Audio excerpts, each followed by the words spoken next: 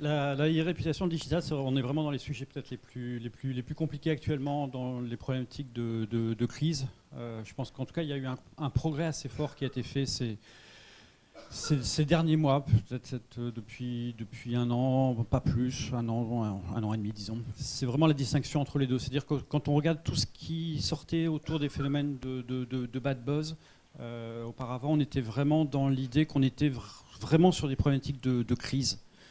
Et maintenant, je pense que globalement, dans la plupart des organisations, on arrive bien à faire la différence entre ces phénomènes peut-être parfois un peu épidermiques, ou comme disait Camille, ouais, des fois les gens ils s'acharnent et puis ils sont durs avec nous. Bah ouais, bah c'est un peu la vie de toutes les organisations, mais c'est pas forcément des crises et c'est pas des raisons pour lesquelles il faut se mettre en cellule de crise et organiser une réponse. Au contraire, là pour le coup, ça arrive peut-être d'enflammer la toile et de faire que on ait des résultats qui seraient peut-être encore plus mauvais. Si on regarde les grands phénomènes de buzz depuis le début de l'année, de Baria, de Guerlain, de Numéricable, du département de la Moselle, de plein d'autres encore, j'ai oublié. On s'aperçoit que ça prend la toile de manière très forte pendant 48 heures, 72 heures. Vraiment, ça monte énormément. On a ça dans les premiers résultats. Et puis, quelques temps après, ça disparaît et on a oublié. Et dans les travaux à faire, je pense, à venir, c'est vraiment faire le lien entre la e-réputation et la réputation.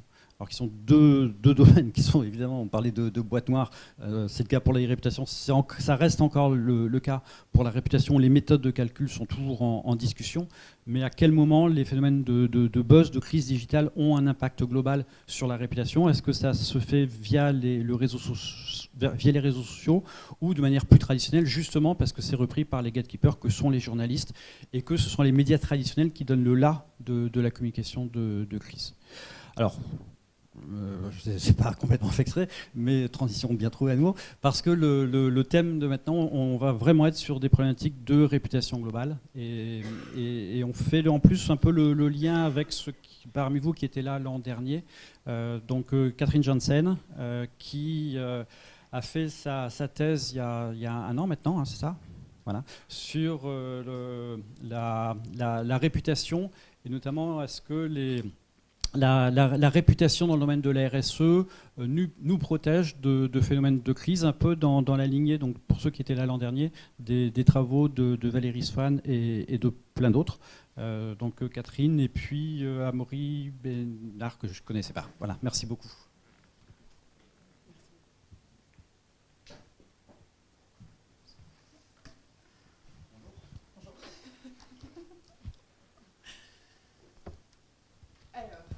Bonjour à tous. Pour me présenter rapidement, donc, Thierry l'a mentionné, mais j'ai réalisé ma thèse en Belgique avec Valérie Swan et une autre collègue, Joël Vanem, sur ces questions de communication de la responsabilité sociétale des entreprises et notamment la réaction des consommateurs autour de ces questions-là. Et j'ai notamment travaillé, donc l'année passée, Valérie Swan avait effectivement présenté une recherche concernant est-ce qu'une réputation en matière de responsabilité sociétale peut nous protéger ou pas lorsqu'une crise survient, et notamment une crise qui est liée à ces questions de responsabilité sociétale. Ici, je vais aborder la question un peu différemment, c'est-à-dire que la recherche que je vais vous présenter est un peu ce qui venait avant dans le cadre de ma thèse, mais où on aborde plus la question, est-ce qu'une situation de crise peut finalement amener l'entreprise à avoir une mauvaise réputation en matière de responsabilité sociétale? Quand est-ce qu'on fait ce lien entre crise et responsabilité sociétale du point de vue du consommateur?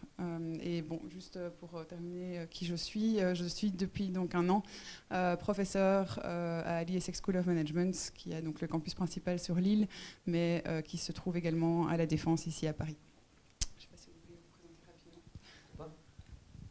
Bonjour à toutes et à tous. Donc Amaury Bessard, je suis le directeur de la communication de l'ANIA. L'ANIA est l'Association nationale des industries alimentaires. C'est une association qui a pour mission en fait d'être le porte-parole médiatique et institutionnel de l'ensemble des entreprises alimentaires en France. Et puis auparavant, j'ai passé 7 ans dans une entreprise qui s'appelle Ferrero, où j'ai travaillé sur la communication, et puis les 3 dernières années sur le développement durable, et notamment sur une problématique de réputation autour de Nutella et de l'huile de palme. Alors, donc la recherche ici, c'est vraiment ça. Donc on a cherché, et je vais expliquer pourquoi, mais donc on a cherché vraiment à prendre le point de vue du consommateur et de voir dans quelle mesure, comment est-ce que les consommateurs définissaient les crises et comment est-ce qu'ils font le lien entre situation de crise et responsabilité sociétale de l'entreprise. Bon, les crises d'entreprise, il y a peu de jours qui passent sans que des nouvelles négatives sur les entreprises apparaissent dans la presse. Je ne dis pas que toutes sont des situations de crise, mais en tout cas, il n'y a pas que du positif qui apparaît. On voit également énormément de films documentaires et de films ou de documentaires qui mettent en avant certaines activités pas très correctes des entreprises. On voit aussi pas mal, on en a déjà un peu parlé, mais on voit aussi pas mal d'accusations de la part des ONG et de différents groupes de pression, d'accusations d'activités irresponsables. Il y a pas mal de sites internet qui existent également, qui sont vraiment dédiés à la veille des activités des entreprises et à mettre en avant tout ce qu'elles ne font pas bien en tout cas. Et si on regarde un peu les recherches, ah oui ça change un petit peu, pas de problème. Si on regarde un peu les recherches, donc notamment les recherches en marketing, elles montrent vraiment que les crises d'entreprise et toute accusation d'activité socialement irresponsable ont un impact vraiment négatif important sur les attitudes et les comportements des consommateurs envers les entreprises, donc comportements notamment en termes d'achat, etc. Mais donc, au vu de cet impact négatif, il est vraiment essentiel pour une entreprise de pouvoir être en mesure de comprendre les perceptions des consommateurs vis-à-vis de toutes ces nouvelles négatives et ensuite de pouvoir développer des stratégies de communication et de gestion de crise qui vont être appropriées par rapport à ces perceptions. Si on regarde un petit peu ce qui se passe au niveau de la littérature sur les crises, par contre, donc en faisant l'état des lieux, en commençant cette recherche, on se rend compte que la littérature en général prie vraiment le point de vue, ce qu'on trouve c'est le point de vue de l'entreprise sur les crises. Donc on a une multitude de définitions. Les définitions en général n'offrent pas de consensus exact sur ce que représente une crise, parce que les crises ont tellement de caractéristiques différentes qu'il est difficile de se mettre d'accord. Par contre, le point commun qui est souvent mis en avant, c'est le fait qu'une crise représente une menace importante pour l'entreprise, donc notamment pour ses activités, pour pouvoir mener à bien ses activités en termes de financières, donc problématiques financières également, pour sa survie également. Et juste pour vous montrer, la roue que vous avez ici, c'est juste pour illustrer, la plupart des catégorisations des crises ont adopté la même perspective. Donc ici, c'est une catégorisation qui avait été faite par des chercheurs, Mitroff et Alpaslan, et qui est vraiment qui a été développée sur base d'entretien avec des managers. Donc on a vraiment cette perspective entreprise sur ce qu'est une crise et comment est-ce qu'on décide de les catégoriser. Ce qu'on retrouve aussi beaucoup dans la littérature, c'est une manière de voir les choses également au sein des entreprises, c'est de distinguer vraiment les crises qui vont davantage être liées à la performance de l'entreprise, donc tout ce qui est lié par exemple à des défauts de produits, à des rappels de produits, ou des crises qui sont davantage liées aux valeurs et à l'éthique, donc typiquement par exemple des accusations de discrimination à l'embauche. Et la distinction est effectivement assez importante à faire puisque des recherches montrent que les gens ne réagissent pas, et en tout cas ne perçoivent pas et ne réagissent pas à ce type d'informations de la même manière.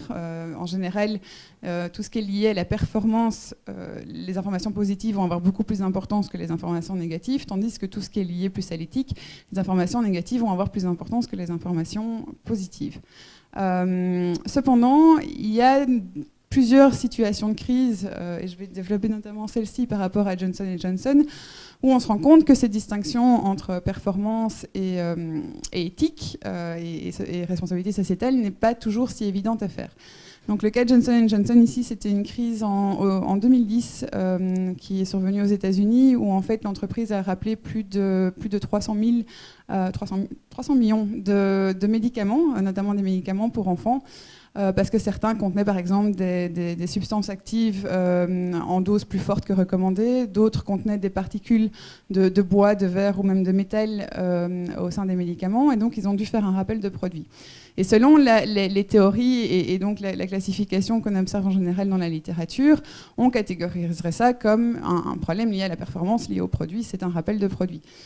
Sauf qu'ici, est-ce qu'on ne pourrait pas quand même se poser la question de savoir si ça ne met pas un peu en cause la responsabilité sociétale de l'entreprise, c'est-à-dire qu'à partir du moment où l'entreprise produit et distribue des produits qui sont défectueux mais qui mettent vraiment à mal ou qui ont un risque assez important pour les consommateurs et d'autres parties prenantes, est-ce que là on ne pourrait pas se poser la question de savoir si leur responsabilité sociétale n'est pas mise en cause?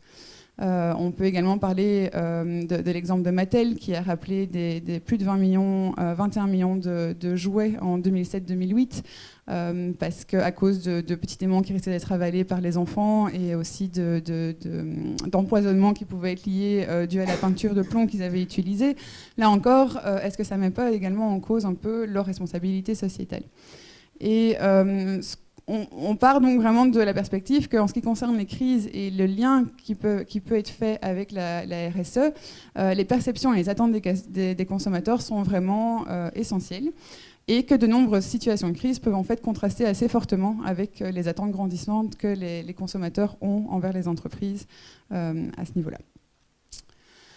Donc, l'objectif de la recherche ici était vraiment de pouvoir identifier quels sont les critères qui permettent de définir et de catégoriser une situation de crise d'entreprise d'un point de vue consommateur. Donc, de ne plus se passer du point de vue de l'entreprise. Et également d'éclairer la manière dont les consommateurs établissent ce lien entre crise d'entreprise et RSE. Donc, à partir de quand est-ce qu'une crise va, aux yeux des consommateurs, mettre en cause la responsabilité sociétale de l'entreprise. Je vous passe rapidement les détails, mais donc c'était une étude ici qualitative qui a été menée. Donc on a rencontré 22 consommateurs avec des profils assez différents. On essaie d'avoir une parité homme-femme, mais sinon les profils étaient assez variés. On a réalisé l'entretien, donc forcément en commençant, on n'a pas démarré sur le sujet des crises d'entreprise tout de suite. On a d'abord regardé un petit peu, j'ai d'abord discuté avec eux de leur opinion par rapport aux entreprises, des nouvelles qu'ils apprenaient au sujet des entreprises, etc., ce qui les marquait, avant d'arriver sur ces sujets plus précis de crise d'entreprise et de responsabilité sociétale.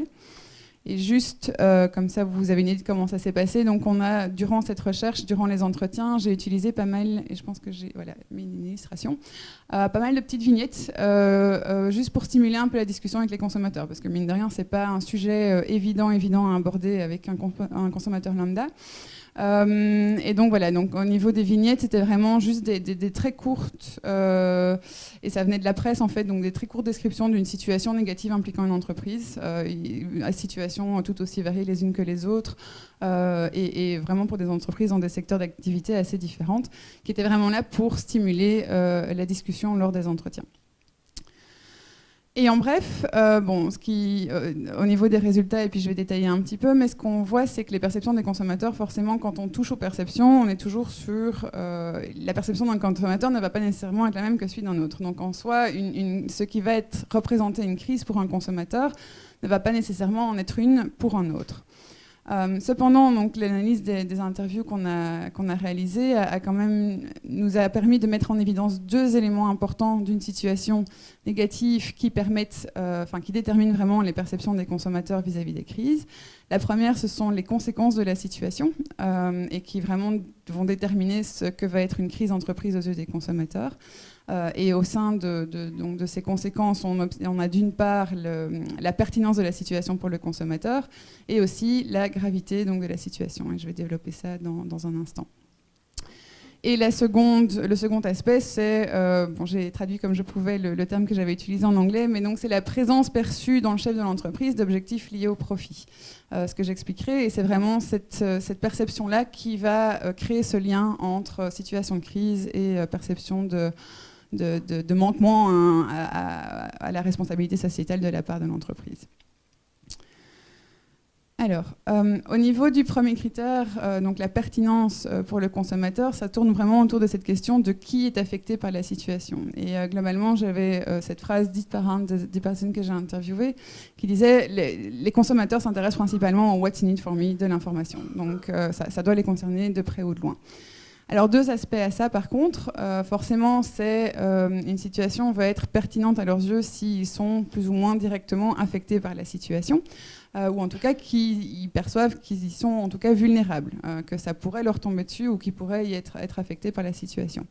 Bon, rien de nouveau là jusqu'ici, je pense que c'est un aspect qui a déjà été mis pas mal en évidence dans différentes recherches. Je vous ai mis chaque fois, je ne vais pas toutes les lire systématiquement, mais donc vous avez juste une quote pour illustrer un peu ce que j'explique. Mais le second aspect, c'est qu'une situation peut aussi être pertinente lorsqu'elle affecte les parties prenantes de l'entreprise pour lesquelles, qui importent aux consommateurs, donc auxquels ils s'intéressent vraiment, tels que l'environnement, si c'est quelque chose qui les intéresse particulièrement, les communautés locales également, ou auxquels ils sont faciles à s'identifier, typiquement les employés des entreprises. Donc, par exemple, dans un licenciement massif, en général, les consommateurs vont avoir tendance à avoir une sorte de sentiment d'empathie par rapport aux employés qui se font licencier. Donc on a ces deux premiers aspects-là. Par contre, si la situation n'affecte que la santé financière, par exemple, de l'entreprise, et qui voit l'entreprise comme une chose sans employés et sans rien du tout, et qui ne voit vraiment que les aspects financiers derrière, ils vont se dire, bah oui, pour l'entreprise, d'office, ça doit sans doute être une crise. Par contre, pour nous, ça ne l'est pas du tout. Donc ça, c'était un aspect qui est assez fort ressorti également. Par contre, pour que la situation soit véritablement considérée comme une crise, il y a un deuxième critère qui doit rentrer en jeu, donc la pertinence ne suffit pas, et c'est cet aspect de gravité. Alors de nouveau, là on a deux facteurs qui influencent la gravité perçue d'une situation. Le premier, et ça a été mis en évidence plusieurs fois également, rien de nouveau, c'est la sévérité perçue de la situation, donc objective, vraiment les dommages concrets que la situation inflige, donc concrets en termes de dommages environnementaux, sur les gens, sur la santé, etc. Donc là, c'est assez classique. Par contre, ce qu'on a vu également, c'est tout ce qui concerne le préjudice plus subjectif, plus psychologique, qui est ressenti par les consommateurs face à la situation, même s'ils ne sont pas directement victimes de cette situation. C'est-à-dire que, et là on est parti de recherches sur ce qu'on appelle l'assumptive world, donc en soi toutes les théories personnelles de la réalité qu'on a et qui nous aident à fonctionner de manière assez, on a besoin pour notre bon fonctionnement psychique, sinon on deviendrait tous fous, je pense. Et donc qui se base sur trois hypothèses clés. La bienveillance du monde, donc le fait qu'en soi le monde est un endroit sympa et les gens sont relativement gentils. La signifiance du monde, j'ai traduit ça comme je pouvais, mais donc c'est l'idée, toutes nos croyances par rapport à la justice, à nos sentiments de contrôle sur les événements et par rapport au hasard, et l'estime de soi, donc le fait qu'en soi on considère quand même qu'on est des gens bons et qu'on a un bon fond. Et en fait, à travers les entretiens, il est assez fort ressorti que certaines situations ont le potentiel de remettre en question cette vision du monde, ou en tout cas c'est toute cette assumptive world. Et dans ce cas-là, ça va effectivement aussi influencer la gravité perçue de la situation.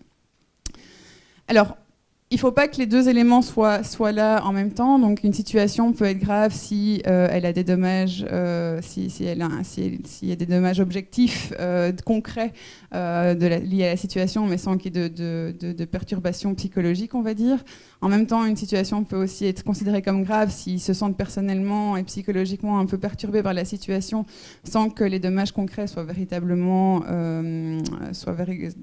étendus, ou alors avec les deux. Et donc, on arrive avec ça à une définition aux yeux des consommateurs. Une crise d'entreprise, qu'est-ce que c'est ? C'est une situation qui est personnellement pertinente, soit parce que ça affecte leur propre bien-être ou celui des parties prenantes dont ils se préoccupent. Et d'autre part, c'est une situation qui va être considérée comme grave en fonction des deux critères que j'ai précédemment expliqués.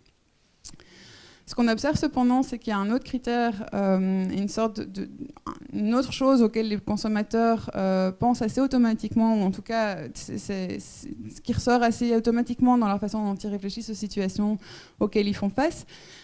C'est cette idée de perception d'objectifs de profit dans le chef des entreprises. Ça veut dire quoi ? Ça veut dire que les consommateurs, en général, savent que les entreprises cherchent à faire de l'argent et ils sont en partie et ils sont assez OK avec ça. Sauf que certaines situations peuvent vraiment mettre en avant, même non explicitement, le fait que l'entreprise avait peut-être cherché derrière à faire de l'argent, ou en tout cas à faire des économies. Ça amène donc les consommateurs à inférer que la situation est le résultat de motivations un peu égoïstes de la part de l'entreprise. Comme je le disais, ça ne doit pas du tout être de manière explicite donc dans les médias ou dans les journaux qu'ils auraient lus. C'est vraiment lié aux connaissances qu'ils ont accumulées quant à la manière dont les entreprises fonctionnent. Donc on a tous une idée, même les consommateurs qui ne travaillent pas en entreprise ou qui ne sont pas, en termes de communication, qui ne sont pas aussi familiers avec le sujet, mais dans la manière dont les entreprises fonctionnent. Et c'est vraiment ces inférences-là par rapport à certains indices dans la situation qui va les amener à faire ce type d'inférence. Et donc, ça ne redéfinit pas, ça n'ajoute pas à la définition d'une crise. Une crise peut ou peut ne pas avoir ces objectifs de profit qui apparaissent évidents dans la situation. Par contre, ça crée véritablement le lien avec les perceptions des consommateurs en matière de RSE. Et on a cherché à expliquer un peu ça, comment ça se fait que c'est cet aspect-là qui crée ce lien avec les perceptions d'activité responsable ou de manquement en matière de responsabilité sociétale. Et ce qu'on voit, en fait, c'est qu'il y a pas mal de recherches qui montrent, notamment qui ont déjà associé l'argent à tout ce qui est comportement non éthique. Et une recherche assez récente et assez intéressante montre que la plupart des consommateurs ont en fait des croyances anti-profit. C'est-à-dire qu'ils associent la recherche de profit à des préjudices sociaux, à une sorte de... d'autres personnes vont d'office souffrir de la recherche de profit de la part de l'entreprise. Mais c'est vraiment ça qui va créer le lien avec la responsabilité sociétale. Donc, j'ai pas eu le courage de traduire ce magnifique schéma, mais on a essayé de représenter, sous base des 3 critères qu'on a identifiés, de faire une sorte de catégorisation des crises. Voilà, ça reprend vraiment l'idée de ces perceptions d'objectifs de profit, de gravité et de pertinence pour le consommateur.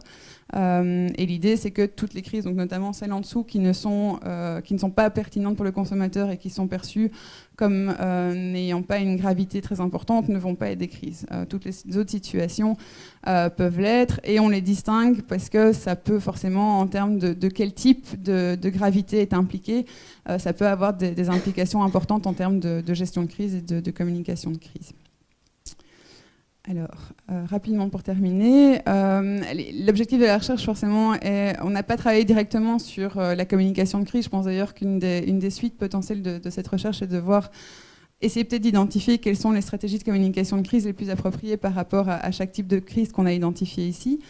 Mais donc ça donne quand même de bonnes lignes directrices quant à la manière de pouvoir identifier les situations que les consommateurs vont percevoir comme étant des situations de crise. L'idée n'est pas du tout de remplacer les catégorisations existantes, mais plutôt d'apporter un éclairage nouveau, puisqu'il y a des situations qui ne vont peut-être pas être considérées comme une crise par l'entreprise, qui vont l'être par le consommateur.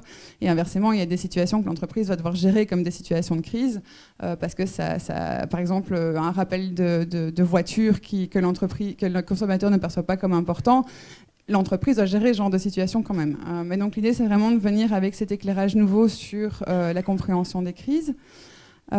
Et aussi de souligner l'importance donc de ces critères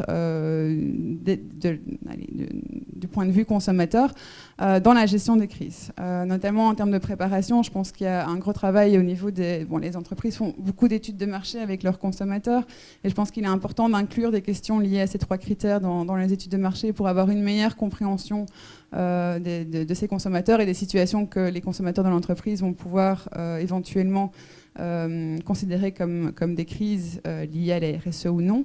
Et en termes de communication, il faut aussi faire attention forcément à atténuer la perception de vulnérabilité des consommateurs, ça c'est pas nouveau, mais aussi évaluer minutieusement la gravité de la crise, tant d'un point de vue objectif, mais essayer vraiment de prendre la perception aussi plus subjective. Comment est-ce que la situation pourrait malmener en quelque sorte le bien-être du consommateur. Et ne pas sous-estimer le potentiel qu'une situation de crise a de faire apparaître des objectifs liés au profit, même si ce n'est pas explicite, surveiller ce qui est dit au sujet de la situation dans les médias notamment, etc. Et là, de nouveau, avoir un gros travail de gestion de ces inférences que les consommateurs pourraient faire. Voilà, merci beaucoup.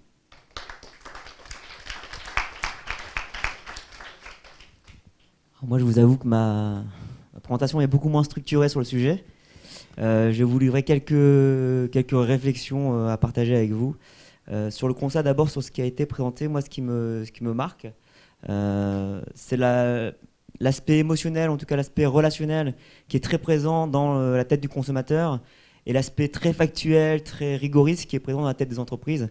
Et on peut voir qu'il y a déjà un petit décalage entre les deux, et que la communication en temps de crise des entreprises peut être en décalage avec les attentes des consommateurs, ou citoyens et citoyens.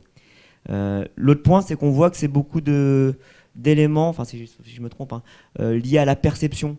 Et on voit que sa vérité, en tout cas sa vérité au consommateur, a une tendance à être plus forte que la vérité. Donc c'est intéressant aussi de voir que dans les entreprises, on a toujours une tendance à avoir notre propre vérité qu'on considère être la plus juste parce qu'on est expert de notre domaine, mais que cette réalité, soit elle n'est pas crédible, soit elle n'est pas entendable, soit parfois elle n'est pas vraie, mais en tout cas elle n'est pas compatible avec la perception de la réalité du consommateur. Donc là aussi ça crée un deuxième décalage sur la vision que l'on a de ce qui est juste ou ce qui est vrai, alors qu'il peut probablement avoir plusieurs réalités qui forment un même tout. Ça, c'est un peu ce qui m'a un peu frappé sur cette étude-là. Et si je l'associe un petit peu à mon domaine qui est l'industrie agroalimentaire, on ne va pas parler de crise, mais nous, on est probablement en polémique permanente.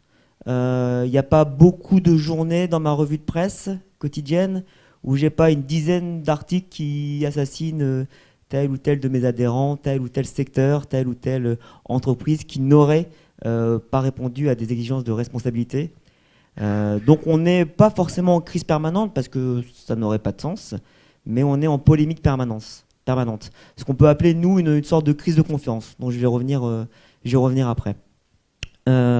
Sur les marques de la PGC, parce que des produits de grande consommation, pardon, concernant cette réputation, elle est très importante et elle doit être associée, à mon avis, à l'idée de relation. Puisque la réputation est quelque chose que je considère un peu comme froid, comme factuel, comme très pragmatique, alors que leur relation induit aussi l'image, induit également ce qu'on peut attendre de l'autre.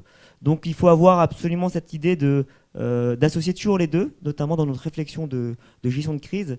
Et je prends l'exemple de cas typiques. Moi, je connais un peu le cas de Nutella pour y être passé, enfin, dans l'entreprise, hein, pas dans le produit, qui est considéré comme une des ce qu'on appelle les love brands. Et on voit que la crise, en tout cas la polémique autour de l'huile de palme, n'a pas créé un tsunami sur les ventes. Ce qui est le cas pour le saumon. Le saumon, vous avez eu le reportage sur France Télévisions avec les éléments, ce qui se passait en Norvège. Ça a créé un effondrement du secteur autour du saumon. Donc il y a eu moins 20%, et ce n'est pas moins 20% temporaire, c'est moins 20% permanent. Donc maintenant, il faut aller regagner les consommateurs, regagner la confiance. Et les 20% se regagneront probablement pas en entier. Sur une des love marques, des love brands type Nutella ou d'autres, on n'est pas sur un tsunami et une perte des ventes immédiate. On est sur une érosion de l'image. C'est-à-dire que pendant qu'on parlait mal, entre guillemets, de Nutella, les ventes étaient stagnantes. En tout cas, elles ne baissaient pas significativement. Elles baissaient seulement sur des populations précises que sont les gens qui achètent qu'une fois Nutella par an. Voilà, eux, ils ont pu acheter à ce moment-là. Par contre, ce qui est embêtant, c'est 2 points. C'est 1, on perd des consommateurs en nombre, même si on ne perd pas en volume. Et 2, on perd de l'image. Et dans une love brand, et notamment dans les produits de grande consommation, et notamment dans les produits de confiserie, la confiance, elle se gagne quand même très difficilement, et notamment avec beaucoup de temps. Donc toute l'image que l'on a perdue, et les points d'image que l'on a perdus, parce qu'on était une des marques préférées des Français, etc., on mettra 5, 10, enfin, ils mettront 5, 10 ans à la récupérer, cette image, s'ils la récupèrent. Donc ça, c'est important d'avoir cette différenciation entre effondrement et puis érosion, ce qui est aussi un danger pour les grandes marques alimentaires, cette érosion-là, puisque comme il n'y a pas de vente ou de perte de vente directe, on a un peu un sentiment d'impunité ou un excès de confiance en disant on est quand même un peu costaud, ça devrait passer. Et effectivement, dans les ventes, ça passe, mais ce qu'on se dit souvent, c'est que l'image d'aujourd'hui construit les ventes de demain, notamment sur des produits qui sont adressés, on va dire, à des populations jeunes où l'acheteur donne à ses enfants. C'est un acte encore plus important. Donc ça, c'est un peu le point sur réputation et relations.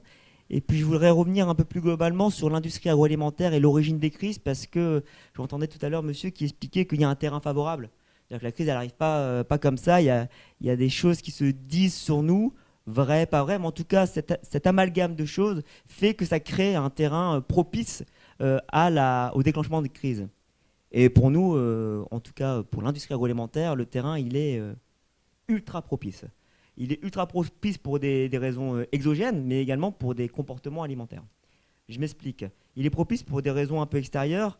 On a eu des crises sanitaires depuis début des années 90 très fortes. On a eu des fraudes alimentaires.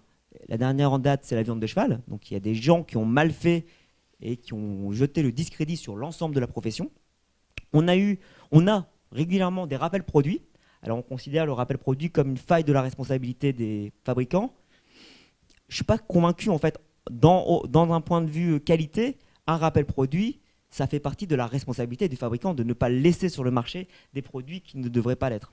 Donc ça a une partie de la responsabilité, parce que personne n'est parfait, surtout quand on doit nourrir 65 millions de personnes 3 à 4 fois par jour. Donc ça, le rappel produit, ça fait aussi partie de la musique ambiante négative autour de l'industrie. Et puis ensuite, il y a entre guillemets, les attaques, en tout cas la guerre de l'information, où on remet en cause la responsabilité de l'entreprise plutôt à un niveau corporate et pas forcément toujours à un niveau produit, sa responsabilité fiscale, sa responsabilité sociale, sa responsabilité environnementale. Et donc tout ça, ça cristallise une sorte de bruit négatif permanent sur l'alimentaire qui est finalement le baril de poudre pour tout événement de crise. Et à cela se rajoute peut-être un comportement de l'agroalimentaire qui a un sentiment de défiance, ou en tout cas de méfiance vis-à-vis des médias, qui s'est probablement refermé un peu sur lui de peur de se faire attaquer, et qui a conduit à une sorte de manque de transparence perçue par rapport au grand public. Et donc on a tendance à voir l'industrie agroalimentaire comme une bête noire, une boîte noire. Au mieux, ce sont des gens qui ne font pas les choses de qualité, au pire, ce sont des empoisonneurs. Et donc on voit bien l'agriculteur qui est plutôt sympathique, qui est dans l'amour et dans le prêt, etc., qui est même sa tête dans nos magasins. On voit bien le magasin parce qu'on y va. Par contre, le chaînon entre les deux, il n'est pas si évident pour le consommateur. Après, ce n'est pas de la faute du consommateur que ce ne soit pas évident. C'est, on va dire, la responsabilité de l'industriel de redonner de la valeur à son métier et de redonner de la valeur à l'alimentation. Puisqu'on est au cœur de la chaîne de valeur de l'alimentation, c'est à nous de l'expliquer avec un peu plus de transparence, mais au-delà de la transparence, parce que ça ne sert à rien de donner toutes les informations, ça n'a pas de sens, c'est de faire preuve d'ouverture, de pédagogie et un peu plus d'humilité dans nos démarches. Ça, c'est un peu les points que l'on aurait à améliorer pour améliorer notre réputation globale dans l'industrie agroalimentaire. Donc ce terrain de manque de transparence, on a cette construction de notre réputation, pour nous, elle est liée à notre capacité collective, parce qu'une fois encore, dès qu'il y en a un qui est moyen bon, voire mauvais, c'est toute l'industrie qui en prend pour son grade. Donc c'est notre capacité vraiment collective à faire 3 choses pour moi. La première, c'est de révéler aux consommateurs le rôle de l'industrie agroalimentaire dans sa chaîne de valeur alimentaire et sa contribution positive, et comment il arrive à limiter sa contribution, entre guillemets, négative, notamment environnementale. Donc avoir un discours de vérité et plus factuel. Le deuxième point, c'est d'inclure le consommateur dans ses process. Alors, ce n'est pas l'inclure dans ses process de fabrication, mais ça peut être l'inclure dans ses process de R&D. Ça peut également l'inclure pour montrer quels sont les process de qualité en faisant visiter les usines, en faisant découvrir un petit peu les métiers, en montrant le véritable visage de l'industrie agroalimentaire qui est composée aujourd'hui d'1 demi-million de personnes en termes de salariés. Donc c'est quand même un poids important, voire très important en France. Et le troisième, le plus compliqué en soi, c'est d'exclure ceux qui ne font pas bien, pour montrer qu'on ne fait pas le même métier. C'est ce qui s'est passé sur la viande de cheval. On ne fait pas le même métier que telle personne qui a mal fait, qui a fraudé, qui a été au-delà de la loi. Donc si on arrive à faire ça, on pourrait essayer de répondre, en tout cas en partie, à cette crise de confiance.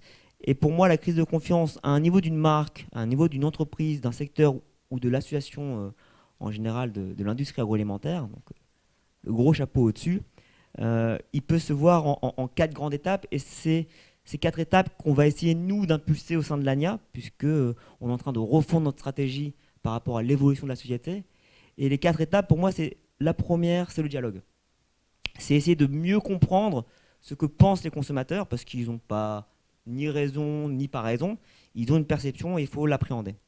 Le deuxième, c'est une fois qu'on a regardé le dialogue avec les consommateurs et puis les parties prenantes expertes, s'engager, mais s'engager réellement. C'est-à-dire acter que certaines choses que l'on fait n'est pas forcément très bien, ou certaines situations sont complexes. Et s'engager pour essayer de les résoudre. Ne pas dire qu'on est parfait, essayer de s'engager dans le temps en disant on peut aussi prendre 5 ans sur des problématiques d'approvisionnement sur une filière pour améliorer la filière. Et aujourd'hui, le consommateur est suffisamment mature pour comprendre qu'il nous faut parfois un peu plus de temps pour mobiliser l'ensemble des acteurs. Donc c'est s'engager sur l'amélioration. Le troisième point, c'est s'affirmer. C'est une fois qu'on s'engage, il faut le dire. Et là, on arrive sur des éléments de communication, on arrive sur des éléments d'information, puisqu'on doit le dire à tout le monde, par transparence, mais également après par business, pour expliquer ce que l'on fait. Et le dernier point, qu'on oublie parfois, c'est qu'on a dialogué au début, mais il faut maintenir le dialogue, parce que cette dynamique-là, elle est continue, elle est permanente. Et ce que l'on fera bien, on va dire, aujourd'hui, peut-être que dans 3-4 ans, ça va être exposé à de nouvelles critiques. Donc il faut toujours être en veille permanente pour exprimer un peu l'engagement le plus juste par rapport au tenté. Donc essayer d'être un peu plus souple que ce que l'on est aujourd'hui. Voilà un peu les grandes réflexions que j'avais sur réputation RSE qui sont un peu très liées et puis sur l'industrie agroalimentaire.